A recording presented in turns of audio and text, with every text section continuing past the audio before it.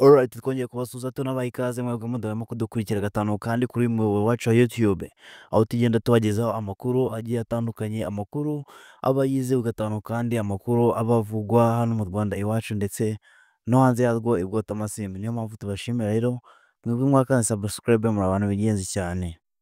Ndetse nawe uri mushya kuri uyu muyoboro turagusaba gukanda subscribe kugira ngo utajya ucikwa n'inkuru ndetse n'amakuru n'ibiganiro byose tugenda tubagezaho umunsi ku wundi. Ni ibiganiro ndetse n'amakuru n'inkuru biba byizewe dukura ku binyamakuru bikorera hano mu Rwanda iwacu, ibinyamakuru biba byizewe bisohora amakuru aba agezweho, amakuru aba atari ivumbi. Ni amakuru dukura ku binyamakuru nka Kigali Today, Igihe.com, Maduka Gasabo, ibyo byose murabizi ni ibinyamakuru bikorera hano mu Rwanda, ibinyamakuru biba byizewe. Alright, rero twihuse rero nk'uko mubibona hano muri screen, ni ifoto iri kugaruka ku nkuru iri gukwirakwira, ku nkuru iri gutrendinga cyane, ku nkuru iri gukomeza gukwirakwira icicikana ku mbuga nkoranyambaga zigiye zitandukanye, aho bari kugaruka cyane cyane ku musore uri mu kigero cy'imyaka 20, bivuga ko cyangwa bimaze kwemezwa yuko yaje kuba yakwiyahura, agahita yitaba Imana uwo mwanya. Rero ni inkuru iri kugenda igarukwaho n'abatari bakeya, niyo mpamvu tuje ngo natwe tuyibagezeho, by'umwihariko mwebwe mukunda gukoresha urubuga rwa YouTube. Ni inkuru imaze bivugwa ko yabaye mu mugoroba washize, niyo mpamvu tuze ngo natwe reka tuze tubabwire impamvu nyirizina, tubabwire buri kimwe cyose turi kuvuga ku nkuru. Icyo tuwusaba ni gukanda subscribe ukadutera inkunga kugira ngo utajya ucikwa n'izindi nkuru zose ziba zitandukanye. Rero uyu ni umusore bivugwa ko amazina ye ari Ishimwe Thierry, aho yari afite imyaka 20, aho bivuga ko yavutse mu mwaka w'2005, muri Nzeri tariki 20. Uyu musore niwe yaje kuba yavuka, aho bivuga ko yari yaravukiye hariya mu karere ka Rulindo. Rero ntabwo byaje kumugendekera neza, aho ari impamvu nyinshi ziri kugenda zigarukwaho n'abatari bakeya, buri umwe wese ari kugenda avuga impamvu ishobora kuba yatumye uyu musore yiyahura. Abantu bamwe bari kugenda bavuga ko ubwo bitewe n'imyaka yari arimo, bagenda bavuga ko yari ari mu rukundo n'umukobwa umwe, bakaba batari babanye neza cyangwa se bikaba bitabasha kugenda neza mu rukundo rwabo, aricyo cyatumye uyu musore emotion zimufata cyangwa se amarangamutima amufata cyane, akananirwa kwikontorora, akananirwa kubyakira neza, bikaba bivugwa ko ariyo mpamvu yatumye uyu musore afata umwanzuro wo kuba yakwiyahura.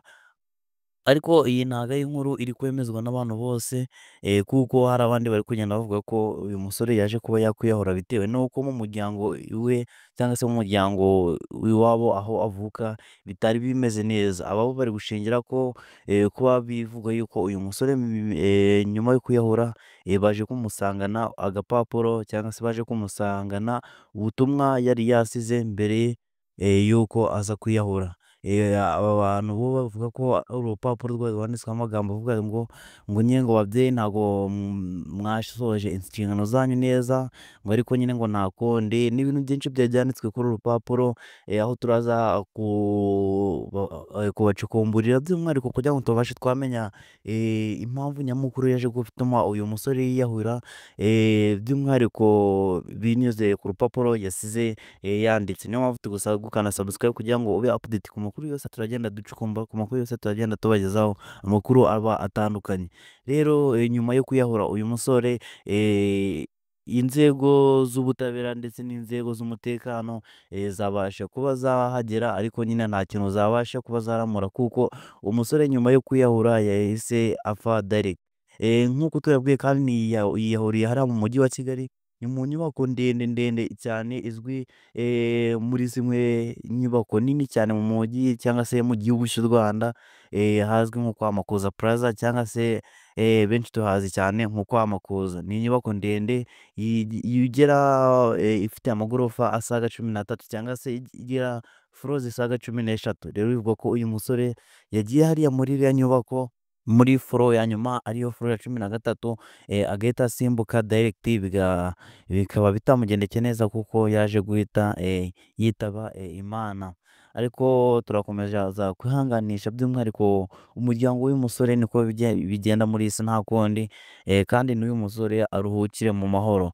Ariko ni inkuru iri kugarukaho n'abantu batari bakeya ati ni ibintu bitagombye kuba biba cyangwa se ngo ni ibintu bibabaje cyane, gusa nyine nta kundi. Ariko binagarukaho ko hariya hantu cyangwa se kuri iriya nyubako bitavuga ko ari uyu musore wa mbere wari uje kuba yahiyahurira, ahubwo hari n'undi mwana w'umukobwa nawe wayihahuriye mu mwaka w'ibihumbi bibiri na cumi n'icyenda.